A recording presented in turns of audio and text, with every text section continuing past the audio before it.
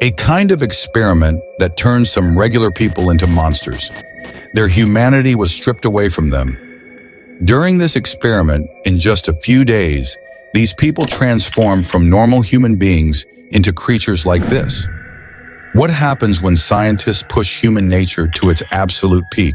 Some of you might quit this video right here, but I want to tell you that there are some things in this world that you need to know about. But those things are definitely not related to the Russian sleep experiment. We'll talk about what those things are in this video, and it's not like I'm just going to end the video by telling you about this experiment, so there's no way I'm going to do that. I'll also share something that might shock you, something you didn't expect. We will try to figure out if the Russian sleep experiment really happened or not, and this will happen in such a way that when I explain the whole experiment to you, only then will we begin our research. And after hearing what I've discovered, your interest in YouTube might completely fade away. So, warning.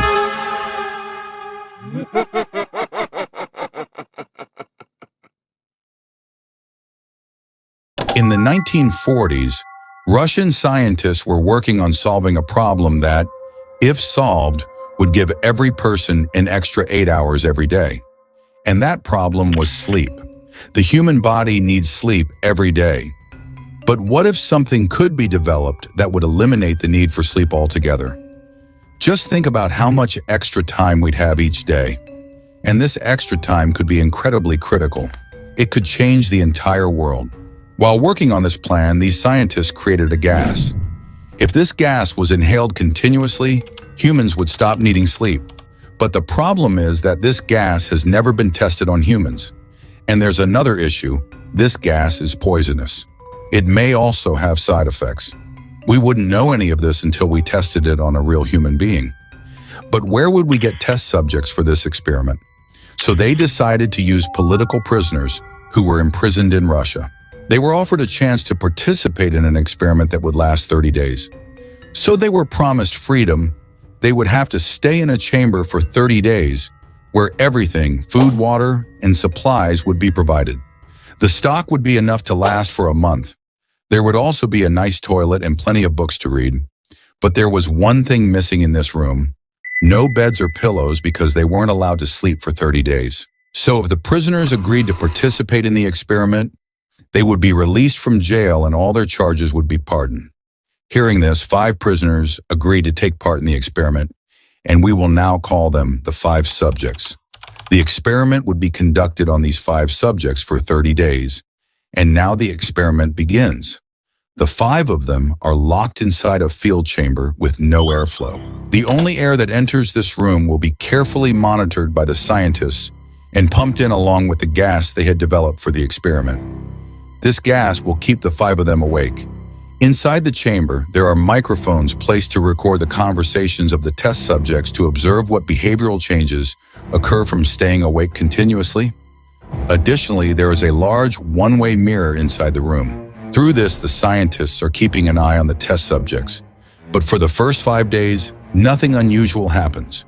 The only change we notice in the room, or rather in this chamber, is that as the days pass, the conversations among the subjects become quieter and quieter, and the topics of their discussions grow darker.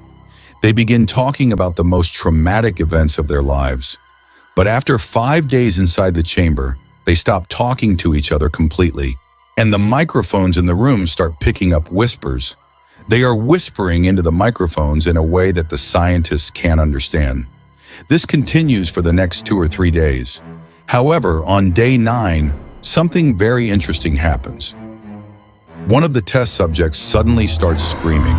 He screams at the top of his lungs, tearing his throat out, and doesn't stop no matter what. And for 3 continuous hours, he kept screaming until his vocal cords were torn.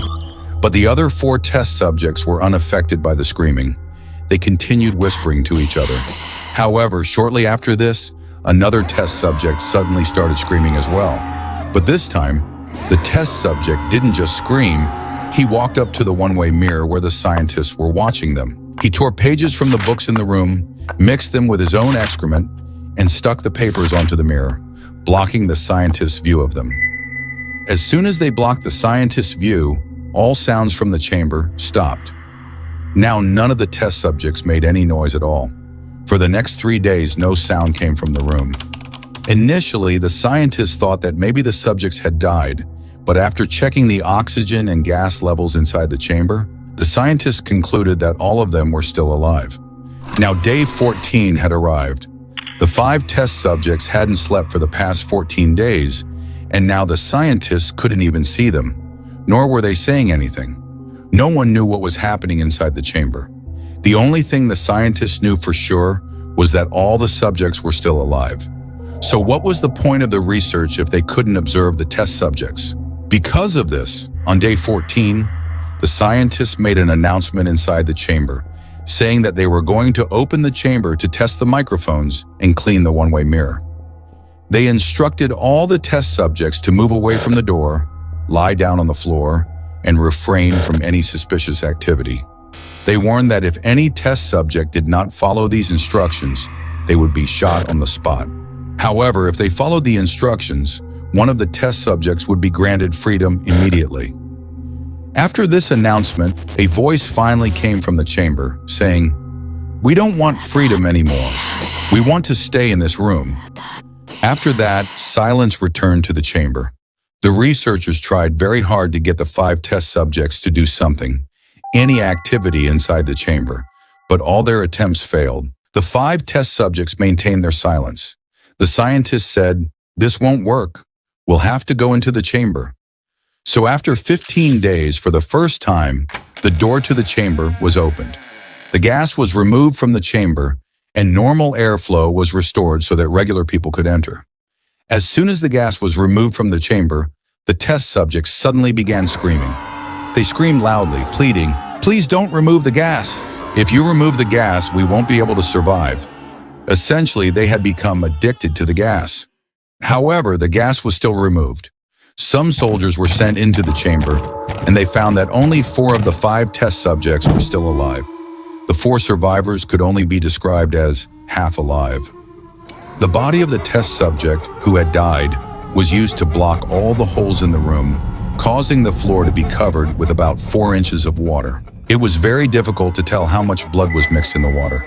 Their bodies had many injuries which they had inflicted on themselves.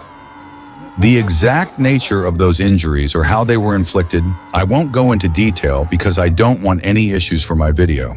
But what's important is that these test subjects hadn't eaten anything in the past few days except for one thing. The room had plenty of food, but they were eating their own body parts. They had become addicted to the gas, but now they had also become fond of the environment of the chamber. When the soldiers tried to remove the 4 test subjects from the room, they became extremely violent. The test subjects suddenly attacked the soldiers, and one of the soldiers was killed in the process. These test subjects appeared extremely weak, but somehow they had an unbelievable amount of strength. To control them, they were given numerous injections, but none of them worked. One test subject died while they were trying to register his death. The test subjects didn't remain unconscious, so surgeries were performed on them while they were still conscious. And believe me, they seemed to enjoy the cuts from the surgeries. They kept smiling throughout the procedure, which looked incredibly creepy. These test subjects had just one demand. They wanted to go back to the chamber and inhale the gas again. However, the researchers did not agree to this, but the military commander said that the research should continue and all the test subjects should be returned to the chamber. As soon as the test subjects heard this, they smiled and became completely calm. But the problem was, by this point, only one test subject was still alive. Since only one test subject remained alive, the commander decided to lock the remaining researcher inside the chamber with the test subject so that the research could continue. However, those researchers knew if they were locked in that chamber, they would never be able to get out, and their lives would be over. They would also be transformed into monsters. To save his life, one researcher grabbed a gun and shot the commander, yelling, "I will not be locked in that chamber with that test subject, no matter what you do." By this time, the last remaining test subject had started looking like something completely different. So this was the complete Russian sleep experiment. But wait, the video isn't over yet.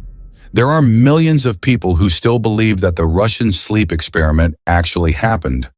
But this is not the reality. Were you one of those people who thought this experiment was real? If so, let me know in the comments. Now, this entire story about the Russian sleep experiment first came to the public's attention in 2010 on a website called Creepypasta Wiki. The story became popular from there, and most probably its origin came from there as well, meaning someone wrote it themselves. Let's assume for a moment that something like this actually happened in the past. Then why doesn't the government talk about it? Forget the government. They might be covering up their mistakes. But why doesn't any well-known media discuss it? Now you might say, forget all that. What about the photo? Is that photo real? Well, listen carefully. The photo is both real and not real. Let's adjust the lighting a bit. And now we'll see it more clearly. But before that, stop being scared. Look here. It seems like it's a human who has become very skinny, but just look at its teeth. Humans don't have teeth like that. No matter how skinny you get, your teeth won't look like that. So, is this editing? No, it's not even editing. When I searched more, I found a clear photo. Now, what is this? It's a statue. If you take a picture of this statue in low light, it will look completely realistic. I checked the price on eBay, and it's selling for anywhere between $60,000 to $200,000. And think about it.